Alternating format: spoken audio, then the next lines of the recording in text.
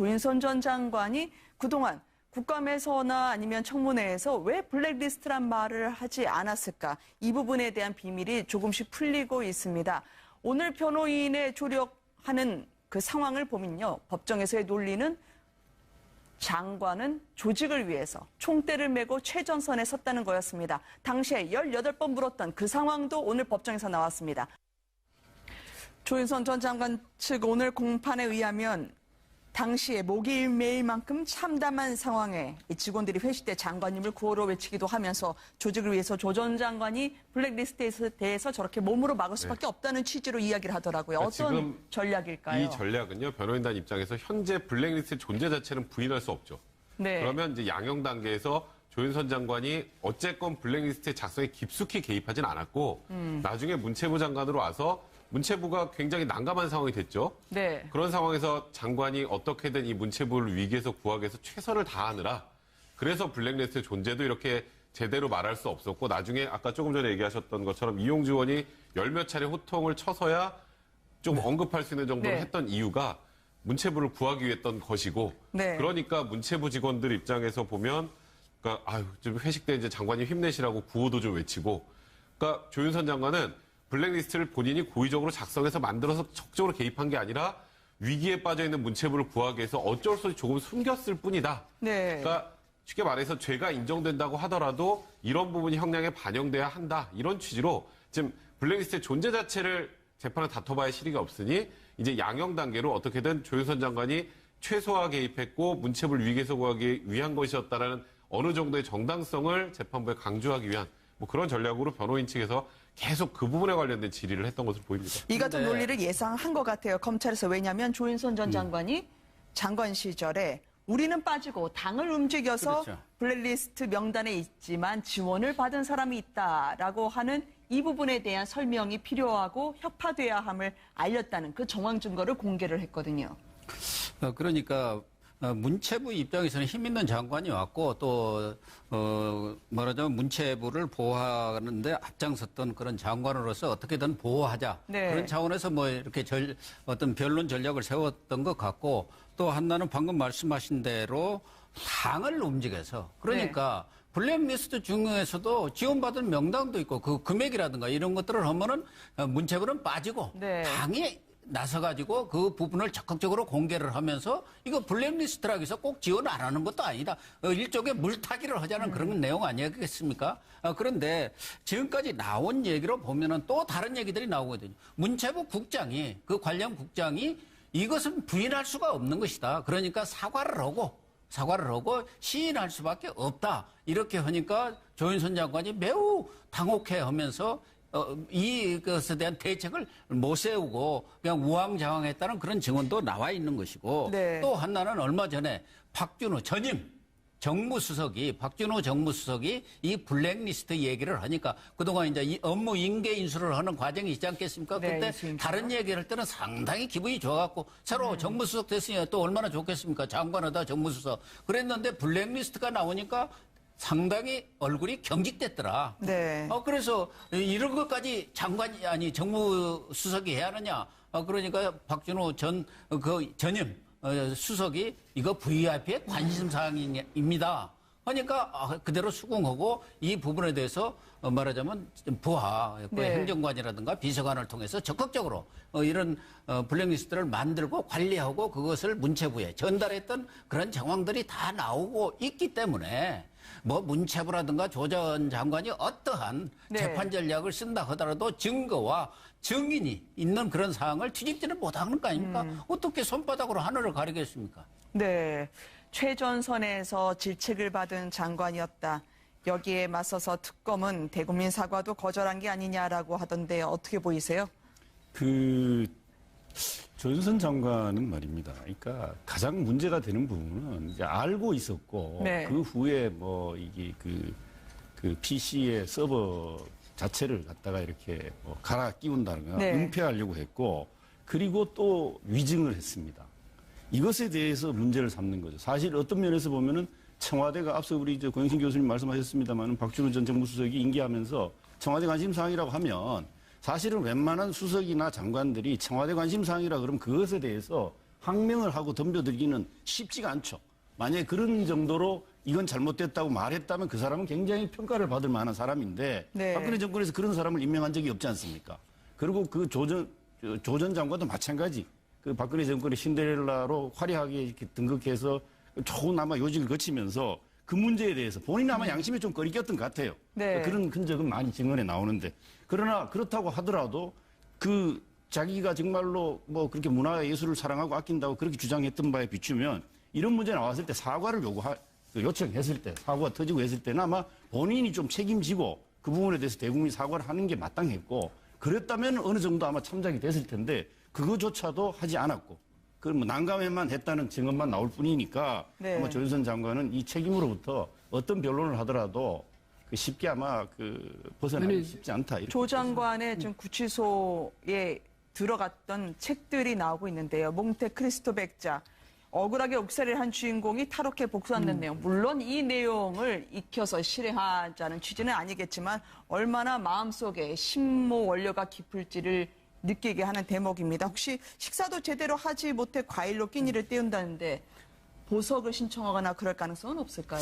글쎄 조윤선 전 장관이 그동안 한 걸 보면 뭐 굳이 보석을 신청해서 이 현장을 회피하고 싶어 하지는 않을 것 같습니다. 네. 그다음에 또 조 전 장관을 또 이해해줘야 될 부분이 또 있는 것이 네. 문체부가 그 일을 마지막 차라리 이걸 당에다 넘겨버리자 네. 이렇게 이야기했다는 것은 이건 뭐 정치적으로 자기들이 풀어야 될 문제를 왜 정부가 이것을 맡아서 해야 하느냐는 네. 그런 거부감도 있었던 것 같고요. 아, 네. 예, 그런 점에서 보면 이제 조윤선 전 장관이 또 지금까지 전개된 걸 보면 조윤선 전 장관이 능동적으로 긍정적으로 능동적으로 적극적으로 이 일에 개입했다든지 네. 이 일을 지시를 했다든지 그런 건 아직 안 보이거든요. 그러니까 마지 못해서 했다. 그런 점에서 보면 현직 장관으로서 청와대 정면으로 그럼 청와대 모든 책임을 떠넘길 수도 없을 거고 자신이 떠안았던 책임을 가능하면 이것은 정치적 문제니까 오히려 정치권에서 폴더를 보내자고까지 네. 이렇게 아이디어를 냈다는 점에서 보면 얼마나 곤혹스러웠을까 이 점은 이제 이해가 되는데 한마디만 더 보태자면 이런 게 있습니다. 이용주 의원 아까 뭐 이야기했잖아요. 네. 그걸 보면서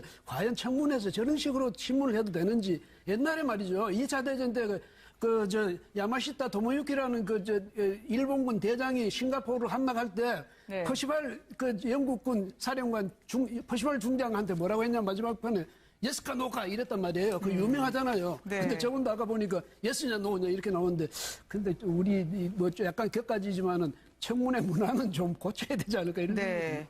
보석 신청 가능성에 대해서는 워낙 구치소 적응을 못하고 있다. 그리고 자신이 모든 비난을 한 몸에 받으면서 조직을 지키려 했다라고 하는 변론의 논리를 듣고 계십니다만 어떻게 예상을 하시나요? 그러니까 저는 좀 조금 전에 다 말씀하셨던 것처럼 조윤선 장관이 피해 나갈 수는 없어요. 네. 근데 피해 나가겠다는 뜻이 아니라 이제 변론 전략이 어차피 못 피해 나가면 형량을 줄이자거든요. 형량을 줄이자라는 취지로 주도적으로 개입은 안 했다. 문체부 지키려다 보니까 그렇게 됐다라는 취지의 주장을 하고 있는 거고요. 조금 전에 보석 얘기하셨는데 저는 보석 신청은 안 할 거라고 생각을 합니다. 네. 사실 좀 이런 표현 쓰기 뭐하지만 구치소 들어가자마자 적응할 수 있는 사람 없어요. 구치소 적응 안 되면 다 보석 신청하면 나오나요? 네. 그러니까 그건 아닌 것 같고 만약에 조윤선 전 장관이 정말 구치소 생활을 할 수 없을 정도로 극도로 건강이 안 좋아져서 그거는 객관적인 진단 자료들이 나와야겠죠. 이제 그런 게 나와서 도저히 그거는 이제 인권적인 측면에서 현실적으로 뭐 구치소 생활할 수 없는 상황이 된다면 뭐 병보석 신청을 할 가능성도 있겠지만 네. 지금 상황에서 뭐 귤로 끼니를 때우고 구치소에 적응을 하지 못한다는 이유로 보석을 신청하면 지금 그나마 받고 있는 약간의 동정론마저도 전부 비난 가능성으로 이제 국민들이 비난의 수위가 더 올라갈 상황이라는 거는 조 전 장관도 법조인이시잖아요. 잘 네. 압니다. 그래서 저는 견딜 수 있을 때까지 견디고 정말 병이 나서 도저히 구치소 생활을 못할 수 있는 극단적인 상황이 아니면 보석 신청할 가능성은 거의 없다고 봐야 될 것 같습니다. 네.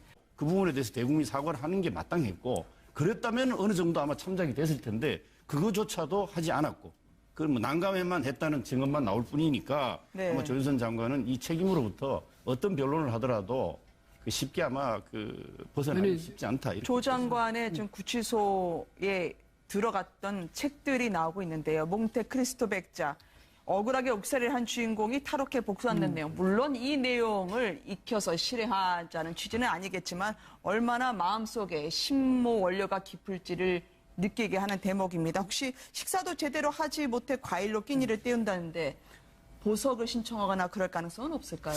글쎄 조윤선 전 장관이 그동안 한 걸 보면 뭐 굳이 보석을 신청해서 이 현장을 회피하고 싶어 하지는 않을 것 같습니다. 네. 그다음에 또 조 전 장관을 또 이해해줘야 될 부분이 또 있는 것이 네. 문체부가 그 일을 마지막 차라리 이걸 당에다 넘겨버리자 네. 이렇게 이야기했다는 것은 이건 뭐 정치적으로 자기들이 풀어야 될 문제를 왜 정부가 이것을 맡아서 해야 하느냐는 네. 그런 거부감도 있었던 것 같고요. 아, 네. 예, 그런 점에서 보면 이제 조윤선 전 장관이 또 지금까지 전개된 걸 보면 조윤선 전 장관이 능동적으로 긍정적으로 능동적으로 적극적으로 이 일에 개입했다든지 네. 이 일을 지시를 했다든지 그런 건 아직 안 보이거든요. 그러니까 조윤선 전 장관이 그동안 국감에서나 아니면 청문회에서 왜 블랙리스트란 말을 하지 않았을까? 이 부분에 대한 비밀이 조금씩 풀리고 있습니다. 오늘 변호인의 조력하는 그 상황을 보면요. 법정에서의 논리는 장관은 조직을 위해서 총대를 메고 최전선에 섰다는 거였습니다. 당시에 18번 물었던 그 상황도 오늘 법정에서 나왔습니다. 조윤선 전 장관 측 오늘 공판에 의하면 당시에 목일매일만큼 참담한 상황에 이 직원들이 회식 때 장관님을 구호로 외치기도 하면서 조직을 위해서 조 전 장관이 블랙리스트에 대해서 저렇게 몸으로 막을 수밖에 없다는 취지로 이야기를 하더라고요. 그러니까 어떤 지금 전략일까요? 이 전략은요, 변호인단 입장에서 현재 블랙리스트 존재 자체는 부인할 수 없죠. 네. 그러면 이제 양형 단계에서 조윤선 장관이 어쨌건 블랙리스트의 작성에 깊숙이 개입하진 않았고, 나중에 문체부 장관으로 와서 문체부가 굉장히 난감한 상황이 됐죠. 네. 그런 상황에서 장관이 어떻게든 이 문체부를 위기에서 구하기 위해서 최선을 다하느라, 그래서 블랙리스트 존재도 이렇게 제대로 말할 수 없었고, 나중에 아까 조금 전에 얘기하셨던 것처럼 이용주 의원이 열몇 차례 호통을 쳐서야 좀 언급할 수 있는 정도로 네. 했던 이유가 문체부를 구하기 위했던 것이고, 네. 그러니까 문체부 직원들 입장에서 보면, 그러니까 좀 회식 때 이제 장관님 힘내시라고 구호도 좀 외치고, 그러니까 조윤선 장관은 하는 거 아닙니까? 어떻게 손바닥으로 하늘을 가리겠습니까? 네. 최전선에서 질책을 받은 장관이었다. 여기에 맞서서 특검은 대국민 사과도 거절한 게 아니냐라고 하던데 어떻게 보이세요? 조윤선 장관은 말입니다. 그러니까 가장 문제가 되는 부분은 이제 알고 있었고 네. 그 후에 뭐 이게 그 PC의 서버 자체를 갖다가 이렇게 뭐 갈아 끼운다거나 네. 은폐하려고 했고 그리고 또 위증을 했습니다. 이것에 대해서 문제를 삼는 거죠. 사실 어떤 면에서 보면은 청와대가 앞서 우리 이제 고영신 교수님 말씀하셨습니다만 박주로 전 정무수석이 임기하면서 청와대 관심사항이라고 하면 사실은 웬만한 수석이나 장관들이 청와대 관심사항이라 그러면 그것에 대해서 항명을 하고 덤벼들기는 쉽지가 않죠. 만약에 그런 정도로 이건 잘못됐다고 말했다면 그 사람은 굉장히 평가를 받을 만한 사람인데 네. 박근혜 정권에서 그런 사람을 임명한 적이 없지 않습니까? 그리고 그 조 전 장관도 마찬가지. 그 박근혜 정권의 신데렐라로 화려하게 이렇게 등극해서 좋은 아마 요직을 거치면서 그 문제에 대해서 본인은 아마 양심에 좀 꺼리꼈던 것 같아요. 네. 그런 흔적은 많이 증언에 나오는데.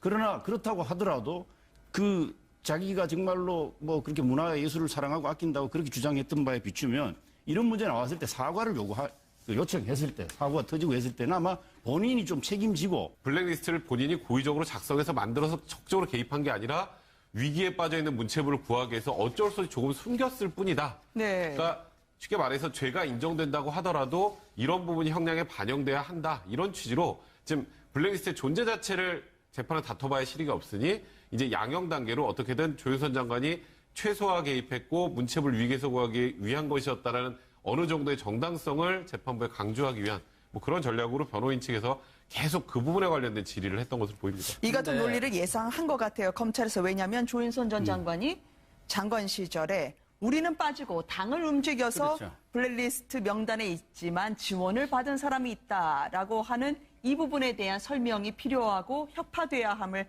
알렸다는 그 정황 증거를 공개를 했거든요. 그러니까 문체부 입장에서는 힘 있는 장관이 왔고 또 말하자면 문체부를 보호하는데 앞장섰던 그런 장관으로서 어떻게든 보호하자 네. 그런 차원에서 뭐 이렇게 어떤 변론 전략을 세웠던 것 같고 또 하나는 방금 말씀하신 대로 당을 움직여서 그러니까 블랙리스트 중에서도 지원받은 명단도 있고 그 금액이라든가 이런 것들을 하면은 문체부는 빠지고 네. 당이 나서가지고 그 부분을 적극적으로 공개를 하면서 이거 블랙리스트라고 해서 꼭 지원 안 하는 것도 아니다. 일종의 물타기를 하자는 그런 내용 아니겠습니까? 그런데 지금까지 나온 얘기로 보면은 또 다른 얘기들이 나오거든요. 문체부 국장이, 그 관련 국장이 이것은 부인할 수가 없는 것이다. 그러니까 사과를 하고 시인할 수밖에 없다. 이렇게 하니까 조윤선 장관이 매우 당혹해 하면서 이것에 대한 대책을 못 세우고 그냥 우왕좌왕했다는 그런 증언도 나와 있는 것이고 네. 또 하나는 얼마 전에 박준호 전임 박준호 정무수석이 이 블랙리스트 얘기를 하니까 그동안 이제 이 업무 인계 인수를 하는 과정이 있지 않겠습니까? 네, 그때 있습니다. 다른 얘기를 할 때는 상당히 기분이 좋아갖고 새로 정무수석 됐으니 또 얼마나 좋겠습니까? 장관하다 정무수석. 그랬는데 블랙리스트가 나오니까 상당히 얼굴이 경직됐더라. 네. 그래서 이런 것까지 장관이 아니 정무수석이 해야 하느냐. 그러니까 박준호 전임 수석이 이거 VIP의 관심사항입니다. 그러니까 그대로 수긍하고 이 부분에 대해서 말하자면 부하, 네. 행정관이라든가 비서관을 통해서 적극적으로 이런 블랙리스트를 만들고 관리하고 그것을 문체부에 전달했던 그런 정황들이 다 나오고 있기 때문에 뭐 문체부라든가 조 전 장관이 어떠한 네. 재판 전략을 쓴다 하더라도 증거와 증인이 있는 그런 사항을 뒤집지는 못한다.